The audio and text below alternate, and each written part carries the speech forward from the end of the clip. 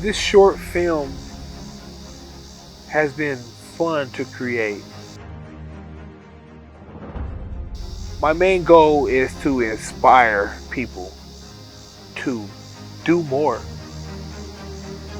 I want people to see this film and say, you know what? I need to get up and do more.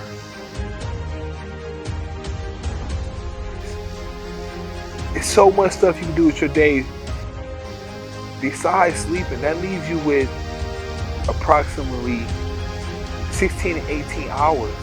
That's a lot of time. Make great use of your time. But it's like that in life. Like, you gotta keep the wheels spinning. An object in motion will stay in motion. My name is Chris Knight, and I'm a local filmmaker and friend of Steven Nelson. In this film, I follow Steven for 48 hours as he prepares for his next big fight in Las Vegas on September 5th, 2020.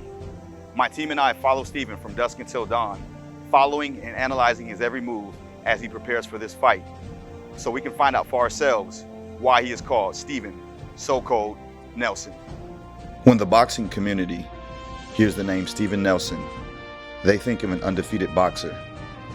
But when those who are closest to Steven hear his name, they think of someone who is dependable, someone kind and respectful, and someone who is also talented at much more than just boxing. By the end of this journey, you will value your time and your hands more so than you ever have before. Steven is a man who doesn't like to waste any moment of the day he is awake. So let's find out what it takes to be an undefeated champion.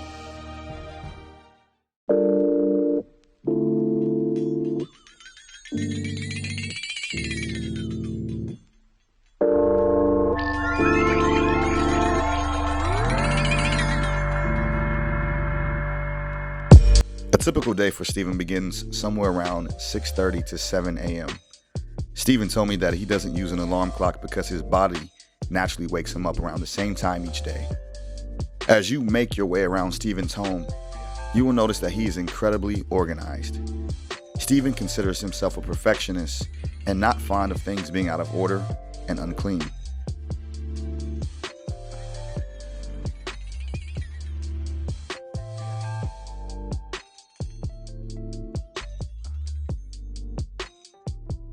As Steven rolls out of bed and showers, he digs his head into his textbooks. With Steven's very busy schedule, your standard classroom setting just wasn't going to cut it. So Steven enrolled in an online degree program for business entrepreneurship that he will be graduating from very soon with his bachelor's degree. After Steven finally completes his studies, he takes off to his first workout of the day. Now, depending on the day, it's either strength and conditioning or cardio. On this particular day, it was cardio at a local middle school. Here, Steven meets up with other professional and amateur boxers that are a part of the B&B training camp. These young men come from all around the country and around the world to train with the best fighters in the world. Yeah, so, man, our track workouts, they be like, track, I'm like, dang, get up. Those are killers. That's a beast right there. Get to the track, we do our 6 warm-up where we'll walk one, jog one, do lateral to the left, lateral steps to the right all the way around. Then we'll do backwards. We'll run backwards all the way around the track. That's the warm-up. Then we go from the warm-up and go straight to the stairs.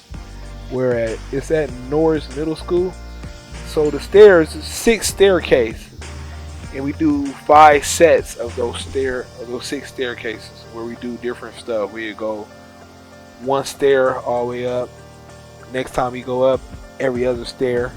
Next time, lateral to the left, lateral to the right, and then bunny hop. Still ain't done. Go from the stair workout, go to the track, and depending on the day, it'd be different. Like one day we'll do on the field where we do 40, 60, 80, 100.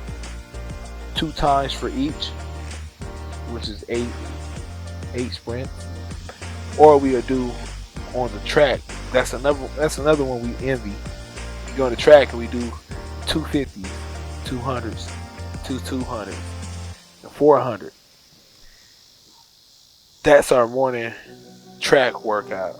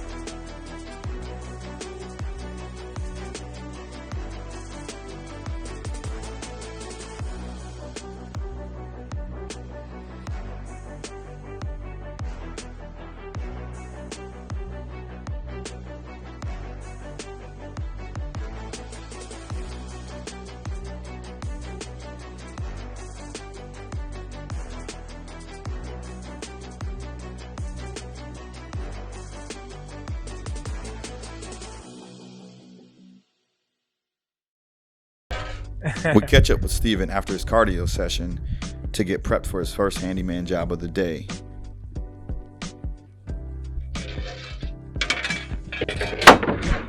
Yeah, I went and got these bags of sand yesterday because I'm putting some blocks up. Two neighbors, I talk to them, say what's up to them, you know. Hey Bob, how you doing? That type of number, but yeah, I be so much on the go, man. I ain't never really got to sit down and talk to him. Well, the guy across the street, I grew up with him down on 27th and 4th. Now we live way out, but live right across. He used to live right across the street from me when I was a kid. When the first day I moved in, I see him like, hey, what's up? Yeah, so the guy across the street, his little brother, me and him went to go cut a whole bunch of yards for like 3 days, and I saved up and I bought the dirt bike from the guys next door, a little Honda. And I had that, and since then I've been loving bikes. I done had a couple motorcycles, a couple dirt bikes. I got rid of my last motorcycle, and I bought that a couple years ago. Every once in a while I take it out, ride it around the block and stuff. Yeah, they drive by, I'm like, yeah, man, I'm looking for your next fight. And they like, yeah, the last fight you did good, man. We was sitting around, we was all drinking and watching you, man. You whooped old boy ass. Yeah, they cool neighbors, man. They all know me. In the base, you got to put sand down on the base. I already flattened out the ground, dug it up where I'm putting them at, about 3-inch hole. Flattened it out, leveled it. Now I just gotta go back and put the sand and the bricks are already there.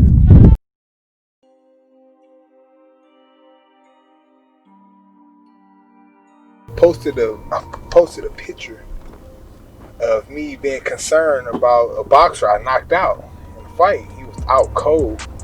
And it was a picture of me like looking back like with this worried face. And I was like, man, I was really like worried because I was like, man, it's cool to knock people out, but if they don't get right up, you're like, man, I hope this dude gonna die. You don't want that blood in your hand. So anyways, that's when you commented and was like, I would like to see this knockout. So I Googled the knockout because it was a viral video of the knockout. So I Googled it. And while I was Googling it, I seen that my name was on Wikipedia. I was like, I got a Wikipedia? And I looked at it and it had everything about me. I was like, oh, wow. And that's how I found out that I got a Wikipedia. I was like, oh, I'm officially famous.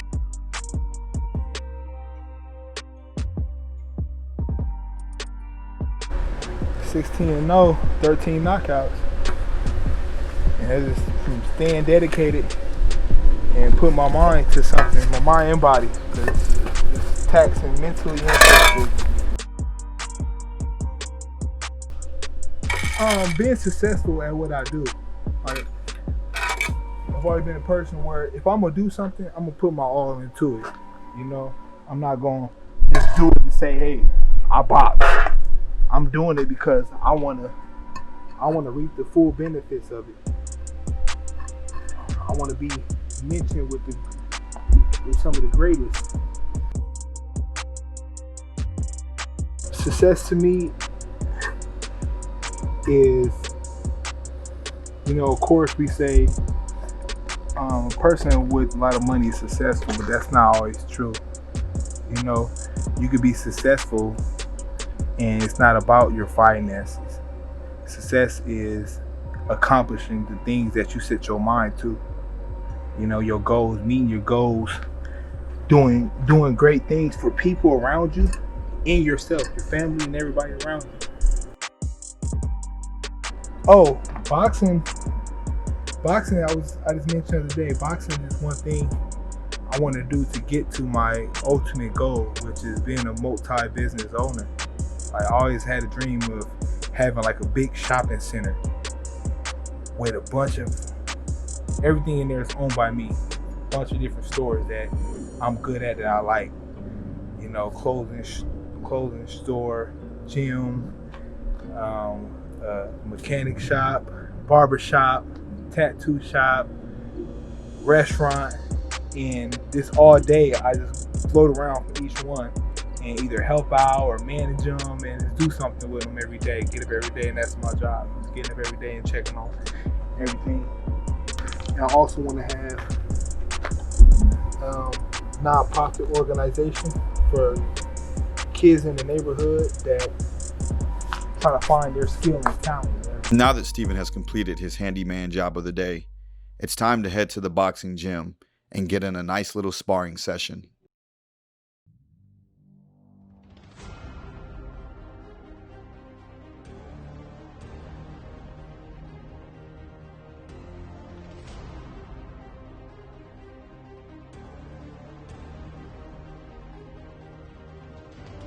Sparring days, they're always fun. You know, we don't go in there and try to kill each other. Me personally, I work on different stuff when I'm in there. Every time I'm sparring, the coaches will vouch for me. I go in there and I stick to a set game plan. If today I'm working on throwing a stiff jab, that whole sparring session I'm throwing stiff jabs. I might come with a 2 behind it, but the whole time working on that one thing. One day I might work on mid-range inside movement. One day I might work on lateral movement, outside boxing. Like, it's always something different because I want to perfect every little thing about me. Which in boxing you will never be perfect. Nobody will ever be perfect in boxing. So it's an ongoing battle. It's fun. I will always love it. This is why I chose this career, because it takes every part of me. Boxing is like an art. It's physical, of course. You have to use your mind. And you have to have agility. You have to be able to move. So that's me in a package.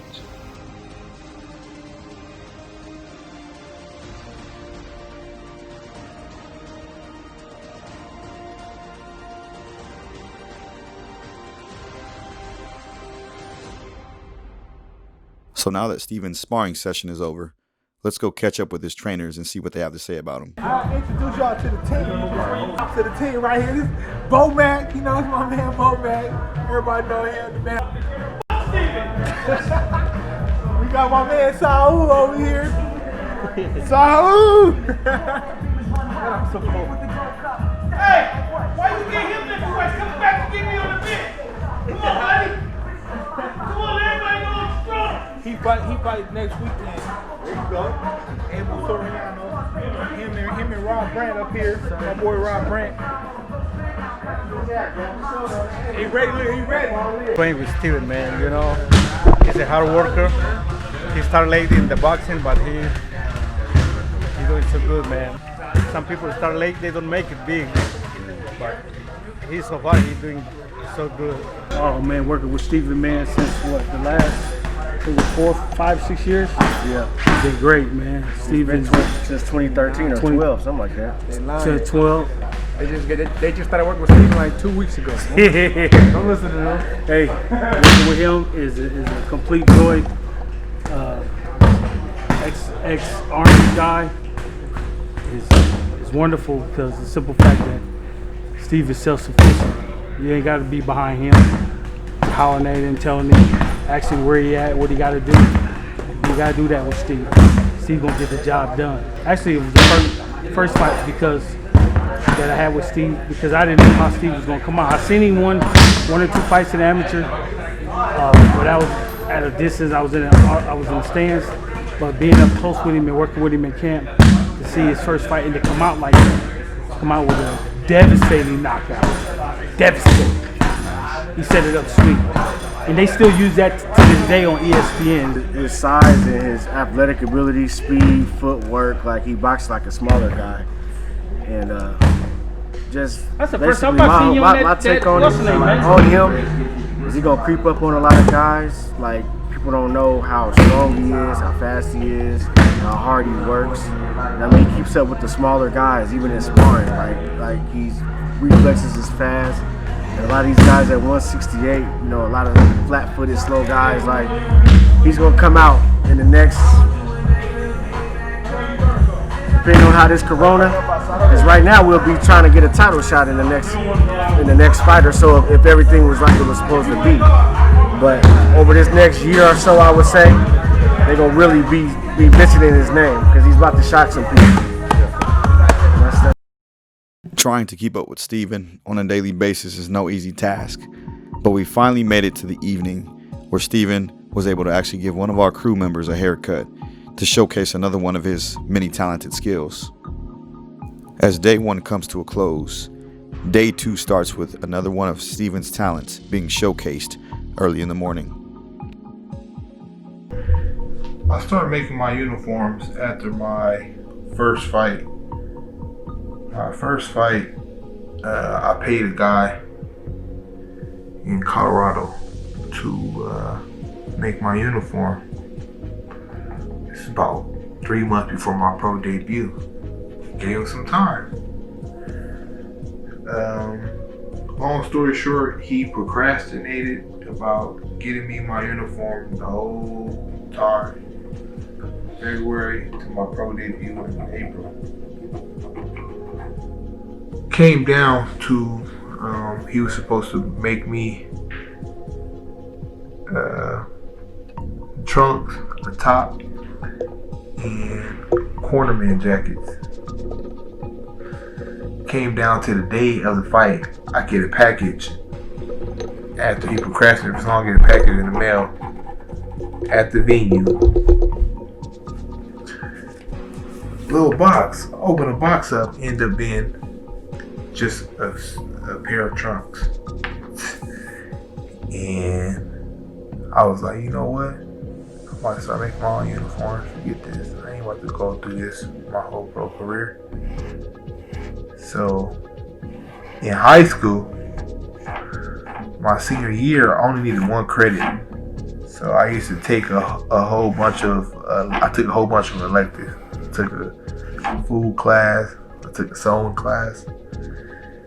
And I learned the basics of how to work the machines. I was like, you know what? I know how to use a machine. I just don't know how to make clothes. So I took some of my old shorts apart and I cut them up to pieces and used that as, oh, this is how this works. This is how you gotta make the growing area and everything. And since my second fight, I made every uniform before every fight. And before every fight, I come up with a character or a theme, and I make the uniform for that. Some of my fan favorites are came out as Hannibal Lecter one time. I was in a dolly and everything, had a mask, strapped. I came out as people who know The Last Dragon. That's my favorite movie. I came out as Show Enough before. came out as Blade. You know, of course, I had to come out with the Apollo Creed. Came out with Apollo Creed one fight. You look at my fights, I have a whole bunch of different uniforms I came out with.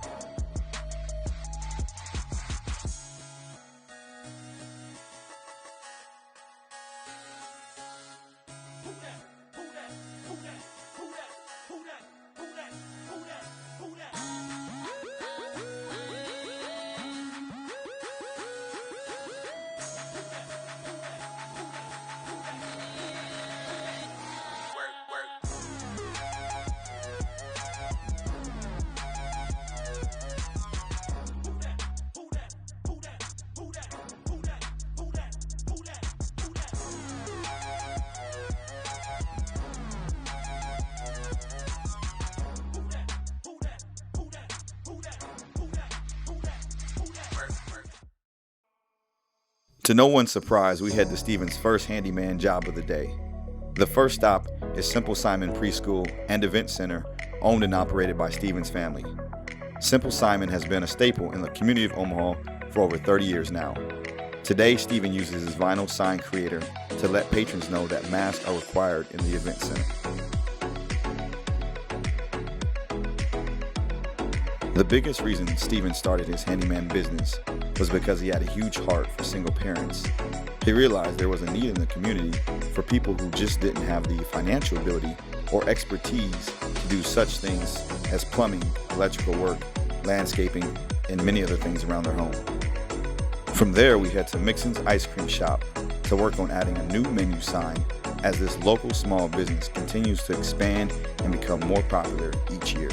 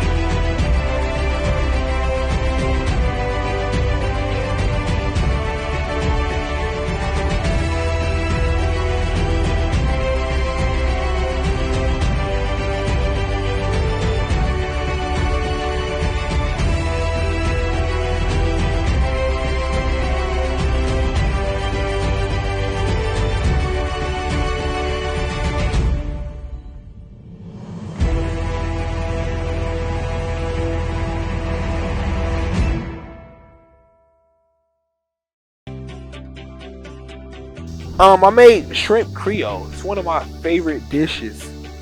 Um, First off, I'm pescatarian, which means I only eat seafood. I still eat vegetables and everything else, but I don't eat any land meat. I don't eat chicken. I don't eat pork. I don't eat beef. Years ago, I chose that route after being in school and doing some research for a project I did, and ever since then I've been pescatarian. I started cooking at a young age. Um, Anytime my mom would be cooking, my grandma, any family functions, rest of the kids would be out playing cards and stuff. But I'd be, like I say, I was always curious. I'll be the one that's in the kitchen trying to help out, trying to learn how they are creating this meal for us. How do you take this flour, this cornstarch, cornmeal, these eggs, and you're making this dressing? Like, I want to know.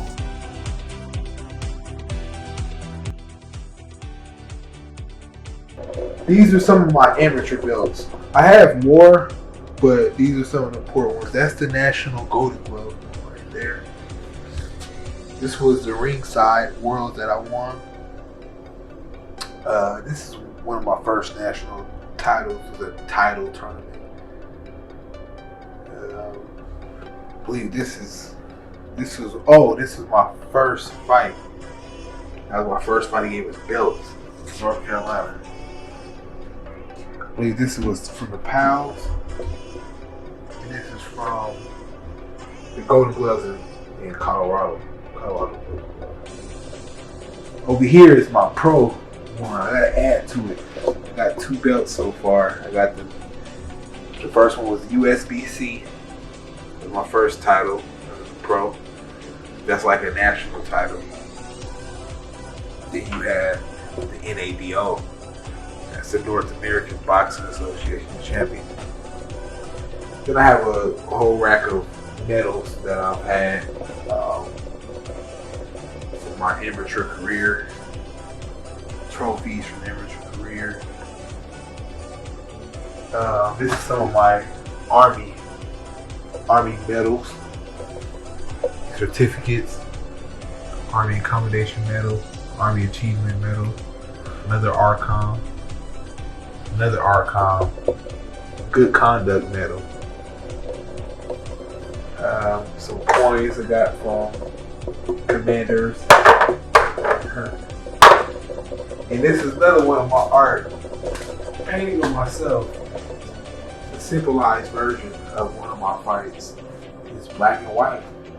It looks simple, but it was hard. I had to make sure every line was perfect. So you look at it, you're like, yeah, that's Steven. That's so cool right there.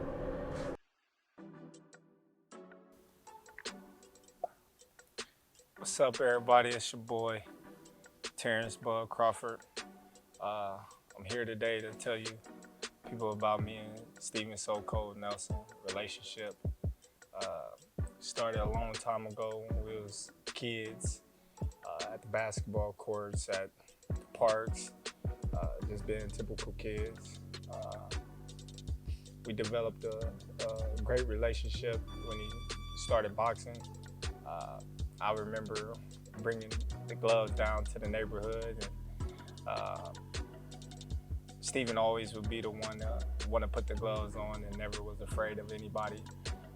And that used to always be the funny part, because Steven always been this little fat kid that we all remember when he was little.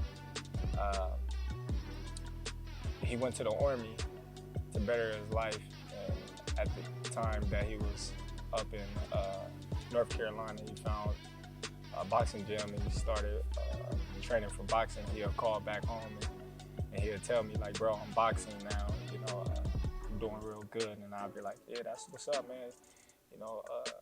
Keep up with it, do your thing. And he'll always say, man, I'm getting better. So it started becoming like, I'm getting better, I'm ready for you. And so I used to be like, all right, man, keep that up there. So one day, you know, it was funny. He had came back to Omaha and was like, man, I'll whoop you, I'm too big for you, I'm too big for you. And I was like, all right, let's spar. So we sparred. I cracked him to the body. You know, he took a knee and he was just like, man, dude, like it's just so much of a gap. And I was like, man, I've been doing it since I was 7. You started at a late age, but you doing good. And at the time, you know, Steven was in his like second year, first year, and he was just demolishing a lot of people up there, and everybody was like, man, this dude good. So at the time, you know, he started taking it serious, and we always stay in contact and whatnot, and he just, you know, started rising, and whatever Steven do, he always, you know, did it to perfection. Like, that's why his name's so cold, because everything he do, he just got to be the best in it. You know, he started winning all the national tournaments. He became an Olympic alternate, and right now he's undefeated. He's the NABO North America champion of the world, and yeah, like sky's the limit with him. Yeah, man, I built this Camaro years ago. When I was 18, I had a blue one just like it, a 1988 Camaro, and I fixed it up all nice. And then when I got in Colorado, I found this on Craigslist, and I built it. We built it from frame out, man. Rear end, I done put an engine. I took the engine out of a '76 Monte Carlo 350. And put it up in there, but I'm gonna take this out and I'm gonna put an LTZ in there, a Corvette engine. It's gonna really take off. We'll be gone. But yeah, I used to take this out on weekends sometime and go up to my little hidden spot where I just think and put stuff together from the week and everything. So I'm about to fire it up.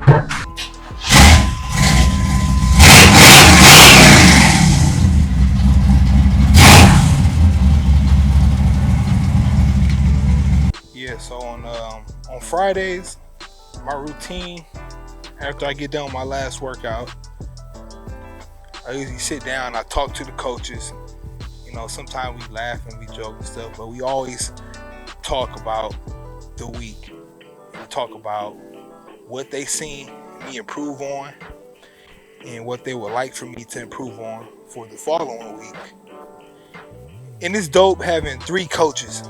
You know, I have Bo Mac, Red, and Saul. And having 3 different coaches, it helps me prepare for different styles. I tell people all the time, a fighter is a product of his coaches.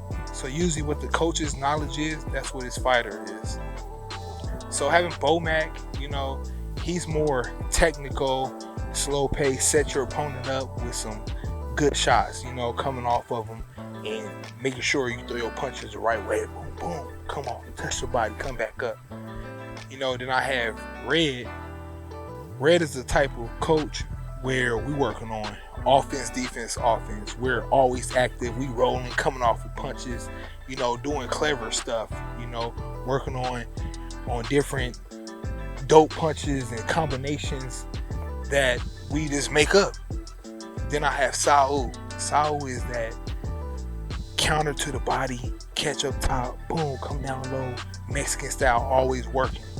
You know, we work on boom, touch the body, step back, come back with a 3-punch combination. Rule, come back with a 3-punch combination. You know, so having those 3 coaches is dope, you know, to always have different minds on a boxing game. Because it makes me as a complete fighter. You know, this film, I just hope that it inspires a lot of people. You know, I tell people all the time, like, you see another person do it, you can do it. You know, a lot of times people say they don't know how to do stuff because they don't actually try it. They just, oh, I can't do that. But I try to tell people, man, you can do it. Just patience and time. And just get to it. Like, you can sit up and talk about what you want to do in life and say, hey, I want to do this and do that, but it don't matter until you put the action in. So get up and put the action in. It's time now.